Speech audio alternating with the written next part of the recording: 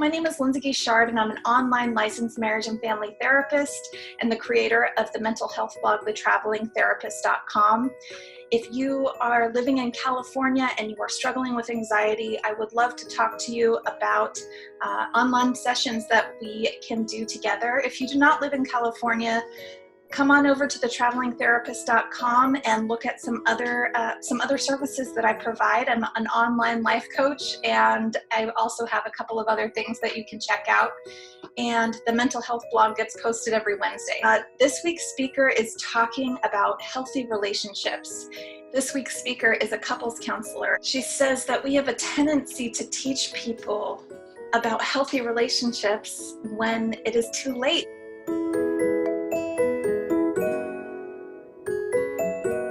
On the brink of either breaking up or on the brink of divorce, and that's couples counseling.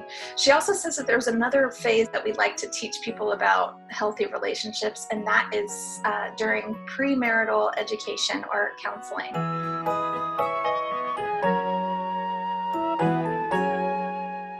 And she believes that that's still far too late.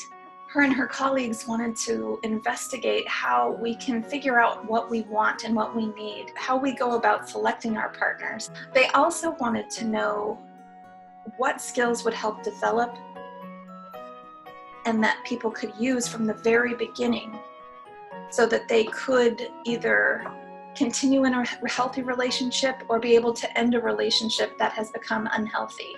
She is teaching us about romantic competence. She states that there are three main things that we can learn to help improve our romantic competence. One is insight.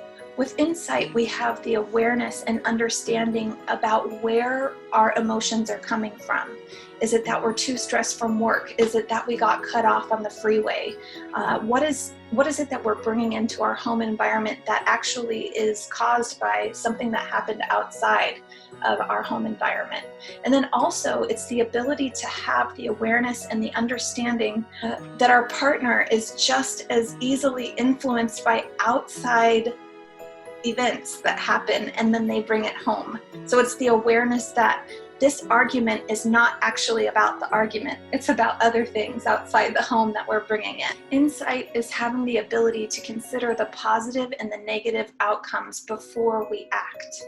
Insight is the ability to analyze your patterns and to be able to see our mistakes and stop them and then try not to repeat them the next day. The second skill she wants us to know about is called mutuality. And mutuality is when both people know their needs and that their needs are important and that also their partner's needs are just as important. The third skill she wants to highlight is emotion regulation. This is our ability to keep our emotions calm and to have perspective. It's the ability to tolerate uncomfortable feelings so that with the uncomfortable feeling, we don't act right away. We're able to sit in the uncomfortable feeling before acting. We're also able to maintain self-respect. It's the ability to say to ourselves, it's okay, we're gonna get through this. We're going through a rough patch, or I'm going through a rough patch right now. My relationship is going through a rough patch right now, and I will get through this. I will figure this out. At the end of her talk, she just encourages the audience.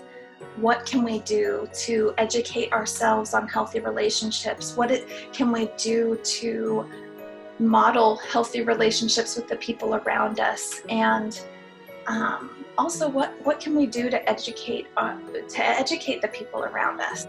Thank you so much for joining me today, and I'll see you next time. Bye.